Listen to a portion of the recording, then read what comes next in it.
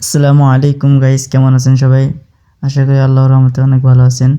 তো দেখতেছেন আমি খরগোশগুলোকে খাওয়াইতেছি গাজর, পাতাকপি আনছিলাম ওদের জন্য, এগুলো খাওয়াইতেছি।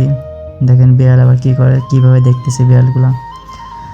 মূলত হলো এই ঘরটা রাখবো না, ওদের জন্য নতুন একটা ঘর বানাবো। এরা বাচ্চা দেবে, এই কারণে আমি নিজে বানাইতেছি, সাথে আব্বু আছে।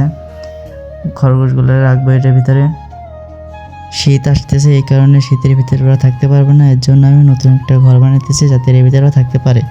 তো এর ভিতরে ওরা বাচ্চা দিয়ে দিছে, দেখেন এই যে একটু, এই তো দেখেন এই যে বাচ্চা দিছে ওরা, ছোট ছোট বাচ্চা, 6টা বাচ্চা দিছে। তো বাচ্চাগুলো অনেক কিউট দেখতে, অনেক ভালোই লাগে। খরগোশটা অনেক সুন্দর, আর সবগুলোই সাদা হবে, সবগুলোই সাদা বাচ্চা হবে। ওদের মতনই, ওর মার মতনই সবগুলো সাদা বাচ্চা হবে।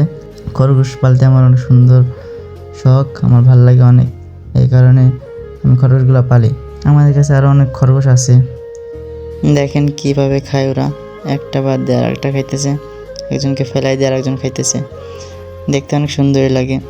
আর কেমনে ধরে ধরে খাইতে হয় দেখতেছেন নি তো, একটা পড়ে গেলে এই যে, এখনও চোখ ফোটেনি, ওদের চোখ ফুটতে অনেক দেরি হয়।